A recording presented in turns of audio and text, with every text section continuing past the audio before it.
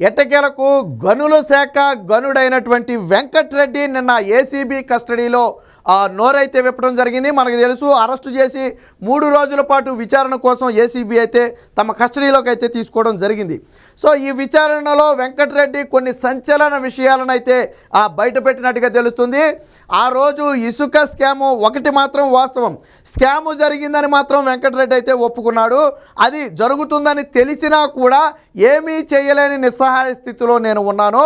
ఆ రోజుల్లో ఐఏఎస్ ఐపీఎస్లకు ఎటువంటి స్వేచ్ఛ లేదు, పైనుంచి ఫోన్ వస్తే సంతకాలు పెట్టాల్సిందే, నో మోర్ ఆప్షన్స్ అని చెప్పి నిన్న సిఐడి అధికారుల విచారణలో అయితే చెప్పినట్టుగా తెలుస్తుంది.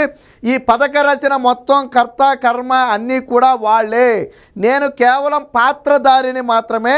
వాళ్ళు ఏదైతే ఈ విధంగా చెయ్యి అని చెప్పారో నేను ఆ విధంగా చేశాను తప్ప ఇందులో నా ఇంటెన్షన్ కానీ, నేను ఒకరికి లాభం చేకూర్చాలని కానీ లేదా ప్రభుత్వానికి నష్టం చేకూర్చాలని కానీ నా ఇంటెన్షన్ కానే కాదు. కానీ అప్పుడున్నటువంటి పరిస్థితుల్లో నాకు చెయ్యక తప్పని వేరొక పరిస్థితి లేదు. నా పరిస్థితే కాదు, రాష్ట్రంలో ఉన్న ఏ ఐఏఎస్ ఐపీఎస్ల పరిస్థితి అయినా అదే విధంగా ఉంది. కాబట్టే ఈరోజు నేను ఇక్కడ నిలబడాల్సి వచ్చింది.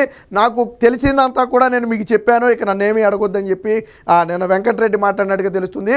సో అయితే పేర్లు అయితే బయట పెట్టాడా లేదా అనేది మనకి ఇప్పటివరకు అయితే అందలేదు. బట్ వెంకట్రెడ్డి మాత్రం అన్నీ వాళ్ళే చేయించారు అని అయితే చాలా స్పష్టంగా చెప్పాడు. మేబీ పేర్లు కూడా ఏసీబీ అధికారులకు చెప్పే ఉండొచ్చు, వాళ్ళు వీడియో రికార్డింగ్ ద్వారా మొత్తం కూడా విచారణ చేసుంటారు. తర్వాత అఫిడవిట్లో కూడా అవన్నీ కూడా ఫైల్ చేస్తారు. రేపొద్దున ఆ ఛార్జ్ షీట్లో కూడా ఇప్పుడు వెంకటరెడ్డి మాట్లాడినవన్నీ కూడా రేపు ఛార్జ్ షీట్లో ఫైల్ చేస్తారు. సో ఎవరి పేరు చెప్పాడు, జగన్మోహన్ రెడ్డి పేరు చెప్పాడా లేదా జగన్మోహన్ రెడ్డి కింద ఉన్నటువంటి ఎవరి పేరైనా చెప్పాడా, భారతీరెడ్డి పేరు చెప్పాడా అనేది తెలియాలి. కానీ పెద్దలు అని మాత్రం మనకి సమాచారం బయటకు వచ్చింది. కావాలని అంటే ఆ రోజు చెప్పింది చేయకపోతే అక్కడ ఉండే అవకాశం ఎవరికీ లేదు.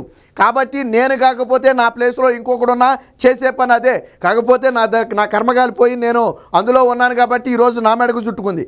నేను కాకుండా వేరొక వ్యక్తి ఉన్నా వాళ్ళు చెప్పింది చేయాల్సిందే తప్ప వేరొక ఆప్షన్ అనేది నాడు ఎవరికీ లేదు అనేది నిన్న వెంకటరెడ్డి చెప్పింది. ఎప్పుడైతే వెంకటరెడ్డి నోడు విప్పాడు అనే వార్తలు బయటకు వచ్చాయో తాడేపల్లి ప్యాలెస్లో ప్రకంపనలు మొదలయ్యాయి.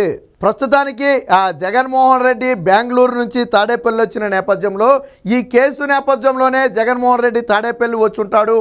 ఒకవేళ నోరు విప్పితే ఏ విధంగా తప్పించుకోవాలని కొంతమంది ఆ నేతలతో కూడా చర్చలు జరిపారని చెప్పి ఇప్పటికే వస్తుంది. జగన్మోహన్ రెడ్డి ప్రధానంగా బెంగళూరు ప్యాలెస్లో మకాం వేసేది ఏ కేసు నుంచి ఎలా తప్పించుకోవాలి, దేన్ని లీగల్గా ఏ విధంగా హ్యాండిల్ చేయాలనేది మొత్తం పథక రచన అంతా కూడా జగన్మోహన్ రెడ్డి బెంగళూరు ప్యాలెస్ నుంచి చేస్తున్నాడు అని ఇప్పటికే అనేక సందర్భాల్లో చాలామంది చెప్పడం జరిగింది. తాజాగా జగన్మోహన్ రెడ్డి ఎప్పుడైతే వెంకటరెడ్డిని ఏసీబీ కస్టడీకి 3 రోజుల కస్టడీకి కోర్టు అనుమతించిందో దాంతో జగన్మోహన్ రెడ్డి అయితే ఆ తాడేపల్లి రావడం జరిగింది. ఎప్పుడైతే నిన్న ఆ న్యూస్ ఛానల్స్ ద్వారా కానివ్వండి, ఇతర సోర్సుల ద్వారా కానివ్వండి వెంకటరెడ్డి నోరు విప్పాడు, ఆ పెద్దలే మొత్తం నాతో చేయించారని ఆల్రెడీ చెప్పను కూడా చెప్పాడు అని ఎప్పుడైతే అన్నారో వెంటనే ఇది వైసీపీ నేతల్లో ఒక్కసారిగా ఉలిక్కిపాటుకు ప్రధాన కారణమైంది. ఎందుకంటే ఇప్పుడు వెంకటరెడ్డి చెప్పిన పేర్లన్నీ కూడా రేపొద్దున ఛార్జ్ షీట్లో యాడ్ అయ్యే అవకాశం ఉంది. వారందరికీ కూడా ఏసీబీ నోటీసులు ఇచ్చి వారి నుంచి కూడా వివరణ తీసుకుని రెండింటినీ టాలీ చేసుకుని అవసరమైతే వారిని కూడా అదుపులోకి తీసుకునే అవకాశం ఉంటుంది. ఇప్పుడు జగన్మోహన్ రెడ్డి పేరు ప్రధానంగా బయటకు వచ్చిందనేది ప్రధానంగా వినిపిస్తున్నటువంటి మాట. దీనికి సంబంధించి ఒక కథనం కూడా వచ్చింది, ఒకసారి చూద్దాం. సో అడ్డు చెప్పటం అసాధ్యం, నేనేం చెప్పినా ఆగే పరిస్థితి లేదు, వాళ్ళు చెప్పినట్లు చేయాల్సిందే, నాడు ఐఏఎస్ ఐపీఎస్లకే దిక్కు లేదు. ఇది స్వయంగా నిన్న వెంకట్రెడ్డి చెప్పినటువంటి మాట. సో ఇక్కడ సాధారణంగా ఏమంటామంటే సరే రాజకీయ నాయకులు అవినీతి చేయమన్నారు, ఓకే, నీకు తెలియదా, నువ్వు ఒక అధికారివి కదా, అలా చేయడం తప్పు, రేపొద్దున నువ్వు ఇరుక్కుంటావని నీకు తెలియదా అని చెప్పి సాధారణంగా మనం అడుగుతాం, ఎవరినైనా అడుగుతాం. పోలీసులు కూడా అదే అంటారు, రాజకీయ నాయకులు ఏదో చెప్తారు నువ్వు చేస్తావా అని అడుగుతాం. దానికి వెంకటరెడ్డి చెప్పిన సమాధానం ఏంటో తెలుసా, నువ్వు చేయమంటే చేస్తావా అన్నదానికి నాడు అడ్డు చెప్పే పరిస్థితి లేదు, అసలు అడ్డు చెప్పడం అనేది అసాధ్యం. ఫర్ ఎగ్జాంపుల్ జగన్మోహన్ రెడ్డి ఈ పని చెయ్యి అన్న తర్వాత సార్ ఇది లీగల్గా కుదరదు, దీనివల్ల ప్రభుత్వానికి నష్టం వస్తుంది లేదా రేపొద్దున ఇబ్బందులు వస్తాయి, ఇది తప్పు, ఇది చేయకూడదు అని చెప్పే దమ్ము ధైర్యం ఆ రోజు ఎవరికీ లేవు. ఆ మాటే వెంకటరెడ్డి చెప్పాడు. ఇక్కడ అడ్డు చెప్పడం అనేది పూర్తిగా అసాధ్యం. మనం ఉన్నట్టుండి ఆకాశానికి ఎగిరిపోవాలనుకుంటా వద్దా, నిలబడినట్టు వెళ్ళిపోవాలంటే అవుద్దా? అవ్వదు కదా. అలాగే ఇది కూడా ఏంటంటే జగన్మోహన్ రెడ్డి కానీ లేదా జగన్మోహన్ రెడ్డికి చెందినటువంటి మనుషులు కానీ చెప్పిన పనిని అడ్డుకోవటం కానీ ఆపటం కానీ అసాధ్యమని చెప్పి వెంకటరెడ్డే చెప్పాడు. అంటే ఆ రోజుల్లో ఎంత తీవ్ర ఒత్తిడి ఉండేదో, ఎంత బలంగా వైసీపీ నేతలు వీళ్ళ మీద రుద్ది పని చేయించారో మనం దీన్ని బట్టి అర్థం చేసుకోవచ్చు. ఐపీఎస్లు కూడా అందుకు కదా బలైంది. ఆ జత్వానీ కేసులో ఏం అవసరం ఉందని చెప్పి ముంబై వెళ్ళిపోయి ఒక అక్రమ కేసులో తీసుకొచ్చారు. అది ఫాల్స్ కేసు అని అందరికీ అర్థమైపోయింది. ఎందుకు తీసుకొచ్చారు అంటే నాడి ఒత్తిడులు ఆ విధంగా ఉండేవి. అది ఐపీఎస్ఆ ఐఏఎస్ఆ లేకపోతే ఇంకోట ఎవరైనా కానివ్వు, అది మాత్రం ఖచ్చితంగా జరిగి తీరాలి వాళ్ళు చెప్పేది. సో ఇక్కడ అదే చెప్పింది, ఇసుక పాలసీ నేను చెయ్యలేదు, కర్త కర్మ అంతా వాళ్ళే, ఫోన్ వస్తే సంతకం పెట్టాల్సిందే, చేతిరాత వే బిల్లులు అనేవి పెద్దల పనే, దయచేసి నన్ను ఇబ్బంది పెట్టొద్దు, ఏసీబీ కస్టడీలో గనుల వెంకట్రెడ్డి. సో ఇక్కడ ఇంకొక ప్రశ్న కూడా అడిగారు, ఎందుకంటే వే బిల్లులు అనేవి చేతిరాతతో ఎందుకు ఇచ్చారు, డిజిటల్గా ఎందుకు వే బిల్లులు చేయలేదు అని అడిగితే, ఈ చేతిరాత వే బిల్లుల విధానాన్ని ప్రవేశపెట్టిందే వైసీపీ పెద్దలు. అది జగన్మోహన్ రెడ్డి పెట్టమన్నాడా లేదా ఇంకొకటి పెట్టమన్నాడా అనేది పక్కన పెడదాం. వే బిల్లులు ఈ రోజుల్లో అంతా ఆన్లైన్ సిస్టమ్ అయినప్పుడు చేతిరాత బిల్లులు ఎక్కడైనా ఉంటాయా? ఆయన కూడా అదే చెప్పాడంట. కానీ చేతిరాత బిల్లులు అయితే రేపు ఆధారాలు దొరకవు, ఎక్కడా కూడా రికార్డ్ అయి ఉండదు, డిజిటల్ అయితే మొత్తం రికార్డ్ అయి ఉంటుంది. కాబట్టి చేతిరాత వే బిల్లులు అయితే ఎన్ని ట్రిప్పులు పంపారనేది ఎవరికీ తెలీదు. ఒక 100 ట్రిప్పులు పంపేసి మేము ఈరోజు 10 ట్రిప్పులు అమ్మామని చెప్పి 10 ట్రిప్పులు డబ్బులే ఆడ కట్టవచ్చు, ఖజానాకి రావచ్చు. సో కాబట్టి ఈ చేతిరాత వే బిల్లులు అనేది వాళ్ళ పని అని చెప్పి నిన్న చెప్పడం అయితే జరిగింది. అభ్యంతరం చెబితే ఐఏఎస్ ఐపీఎస్లకే దిక్కులేని పరిస్థితి, నాటి ప్రభుత్వ పెద్దలు చెప్పినట్లు చేయాల్సిందే, వాళ్ళ మాటకు అడ్డు చెప్పడం కుదరని పని, వద్దన్న ఆగే పరిస్థితి లేదు, ఇసుక దందాలో కర్త కర్మ వాళ్లే అని గనుల శాఖ మాజీ డైరెక్టర్ వెంకటరెడ్డి పేర్కొన్నట్లుగా తెలిసింది. అన్నీ తెలిసి నన్ను ఎందుకు ఇబ్బంది పెడతారని చెప్పి ఏసీబీ అధికారులతో కూడా అన్నారంట. దీన్ని ఎవరు చేయించుంటారో మీకు తెలుసు, కాకపోతే అధికారిగా నేను ఉన్నాను కాబట్టి నన్ను పట్టుకొచ్చారు. సో నాకు తెలిసిందంతా నేను చెప్పా, ఇక మీరు అడిగినా నా దగ్గర చెప్పడానికి ఏమీ లేదు. ఆ రోజు పాలసీని నేను ప్రవేశపెట్టాల, ఇక్కడ అదే చెప్పాడు చూడండి. ఇసుక పాలసీ ఎవరు చేశారు? వైసీపీ పెద్దలు చేశారు. దాన్ని ఎవరు అమలు చేశారు? వెంకటరెడ్డి అమలు చేశాడు. అదే చెప్తున్నాడు. అసలు ఆ ఇసుక పాలసీ నేను తెచ్చింది కాదు, ఆ పాలసీ తెచ్చిందే వైసీపీ పెద్దలు.